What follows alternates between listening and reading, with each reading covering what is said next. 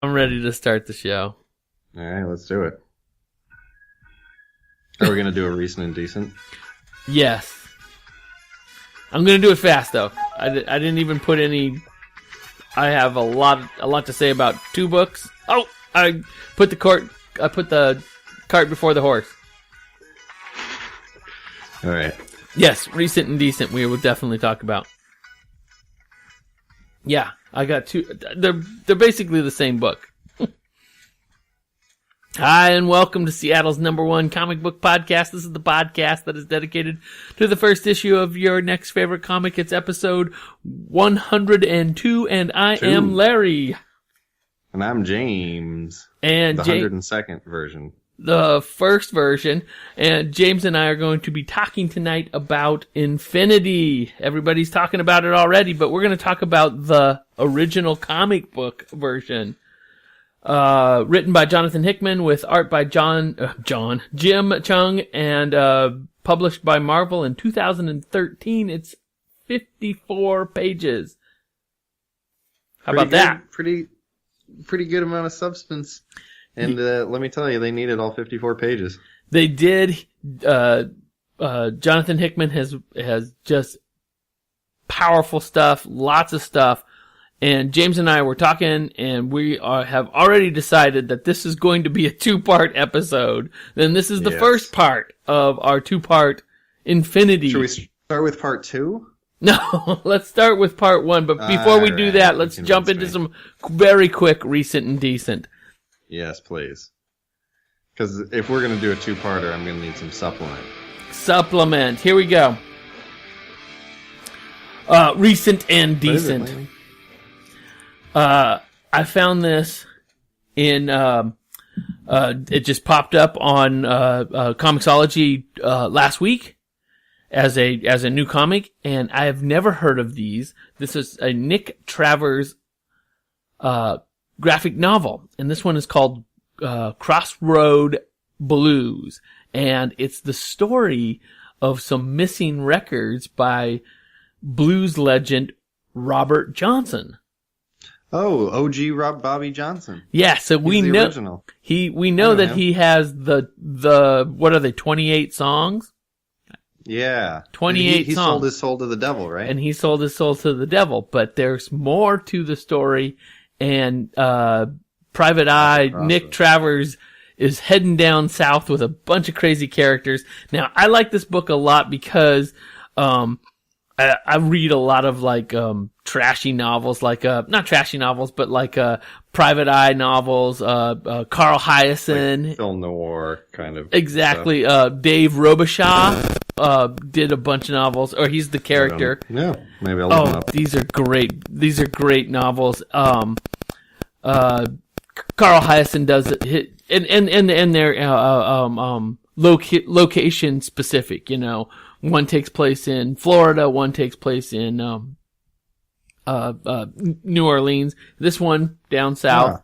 And one of my favorite cities, New Orleans. It's great stuff. It's published by 12 Gauge Comics, and it has, and this is the night of awesome names. This is Marco Finnegan, writer, and his artist is Ace Atkins. Isn't that an awesome name? All right. But yeah. I couldn't stop there because I have, like, the recent and decents are just flowing this week. This came out 2 weeks ago. Tyler Cross Volume 7, Miami, and this is an interesting title, Miami 1/4. I don't know what that means. Written by Fabian Nuri with art by Bruno. Google it. I've talked about Tyler Cross before. Now, Tyler Cross is a very Parker-ish. We always go back to Parker. He's a very Parker-ish, bad guy, good guy, criminal, and his girlfriend's been killed by the mob. And he was thought dead, so his, finagling lawyer, invests his money into, some white collar crime stuff, and Tyler Cross resurfaces to get that dough back.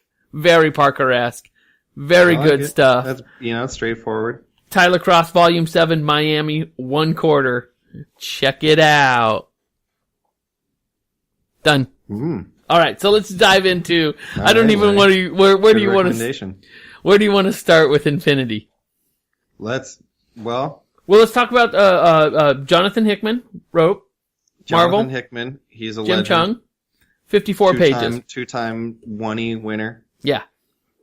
Should we start with his cover? No. Yeah. Chung, Morales, Posner. Who's on the cover? Did Posner do the cover? I think it's an Adam Kubert cover. Adam Kubert. Who's on the cover, James? Is it Thanos? Do we recognize? Only he's blue on the cover. He's purple in real life. Really cool, like electric blue, but you can tell by like his square jaw or like whatever his weird chin is that has like lines in it. Yeah, it's Thanos. How did that happen? Do you know where that is? That just? I don't know enough about Thanos to tell you how it happened. I don't really know that much either. But you've seen the movie. I know that I have.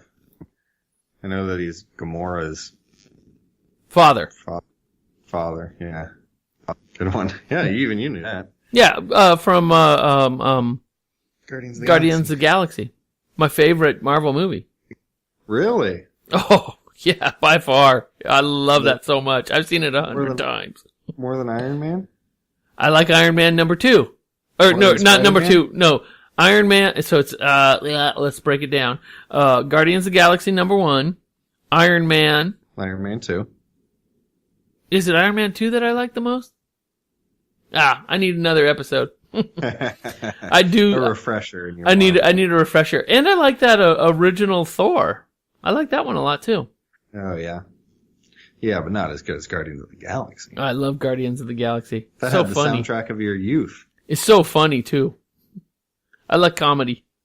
Yeah, no, I like Guardians of the Galaxy probably the most too. So Infinity starts out with a few characters that you might recognize ending the world or ending a world. The first words are everything dies, worlds end.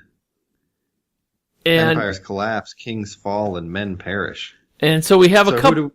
Who do we see? Who are these first people we see, Larry? Let's start from left to right. Doctor Strange. There's Namor. Doctor Strange. I don't know who that woman is. Namor is like the king of Atlantis. Yeah, and Doctor Strange. He's got the power of time. Yeah. All right. And then there's a girl, and she's like a black and white girl. Yep. She's white. She's wearing all black. I don't know who that is. Black Panther. Black Panther. Reed Richards, Black Bolt, Reed Richards, Iron Man, also known as this Mr. Fantastic, and Black Bolt. I don't really know anything about Black Bolt. Oh, you're going to learn a lot about Black Bolt in Infinity because he plays a major character. He's royalty from another dimension.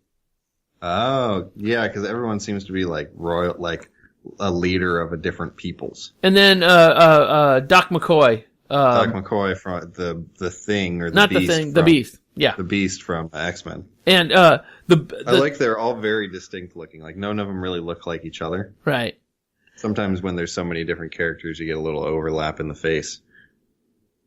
Oh yeah. You get a little same face, but none of these look remotely alike. Yeah, they don't look like they're from the same planet. They wear. I mean, some of them have black costumes. That's about as close as they get. Who's got the best costume here? It's Black Panther, right? I mean, he's foremost. Was that Larry? Who's got the best costume here? It's Black Panther. He's centermost, but yeah, I don't know. Doctor Strange's lapel things are a little pointy. They're a little high above his head. Yeah, he's pretty weird looking. Iron Man looks very. Iron Man's kind of generic Iron Man-y. No, although I think he looks kind of instead of just the thing in his chest, he has it in his shoulder too. Yeah, he looked and his armor looks black instead of red. I think that's a cool look. Yeah, but I know it's red. Mr. Fantastic, whatever.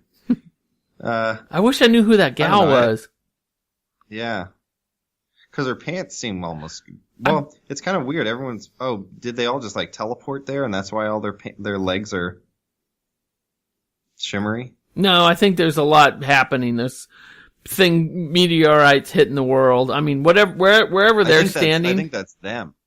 Oh, that's them landing on this. That looks like a castle outside of Germany or something. Anyhow, it doesn't matter because none of this is set of cast of characters, but it's only for 2 pages, and none of it's gonna last because Black Panther has something in his hands that will destroy. Boom, and it's it does. Like a big TNT plunger. Yeah, TNT plungers and destroys kaboom the planet or baboom, and everything's gone. And then it's a Jonathan Hickman thumbprint right here. He does this all over his comics. Mm-hmm. Big white page that says the tribute, and then there's some graphic a little icon type thing. Oh, it's so cool looking. Yeah, it's a clean transition. So it's a clean transition to a ceremony of sorts on another planet called Titan. And I actually think that's where Thanos is from. Okay. That Thanos' home planet, Titan, or that's one of the moons of Jupiter, right? I'm gonna say yes. I think that's where he's from. Oh man, I love these Outriders.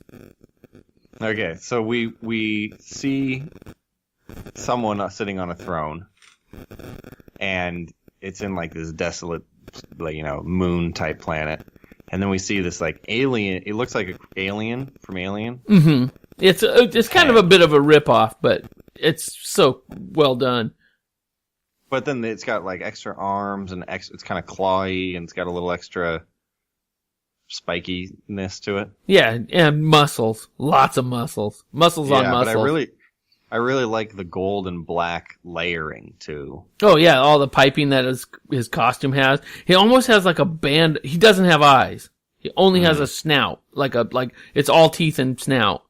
Mm-hmm. And he doesn't have eyes. Kind of a cool alien look. Yeah, it's badass. But then I like his spacecraft too. Like when he's running, he kind of looks like the spacecraft. But the spacecraft is like a giant squid. Oh yeah, the spacecraft is really cool. But he's offering something to Thanos, or he's offering his services to Thanos. I can't remember if this is where if he's dropping off the tribute, or if he's going to come back with the tribute. I think he's saying he's going to come back with it, but he knows where it is. Yeah. And they do like a little backstory of like he's almost like a robot who's like designed to serve. Yeah, but he's not a robot. He is definitely of organic matter. They're born. They're not born. They're made genetically engineered parasite assassins, solely devoted to the whims of its maker. So. When I imagine when I see this theatrically. It's my favorite from the Lord of the Rings, the orcs. I love the orcs, and this is an orc to me. This is a space orc. Definitely. These creatures have no names, just a binary existence defined by whether they complete the task given to them or whether they fail. That's an orc. I really like that. Was well put. So he hops in a spaceship and he's heading out on this mission. And what's the mission? He's heading straight to Earth. He's gonna mess us up. I don't know what he's looking for, but it can't be good. Yeah, but he also makes a couple stops along the way. He goes to Alhalagiro, whatever the name of that planet is. Yeah, which doesn't look like it's doing so good. It looks like it's like a destroyed city that then. They had to they're rebuilding within, I guess. Yeah, it's so sad what happens on this Alalagaro. Oh, that's sad. Well, I mean, he messes up their one warrior. Oh. Oh, okay, yeah. I mean, this 2 panels in the center are backflash of... He's conquered this new world, and he's saying to the people of this world... Hey, you guys had like this great warrior, right? And they do a flashback to this great warrior like destroying a giant monster, and he's got this cool red sword. It's a really cool like blood red sword. Yeah, but he doesn't hold on to that sword. No, because whoever who is this guy? That's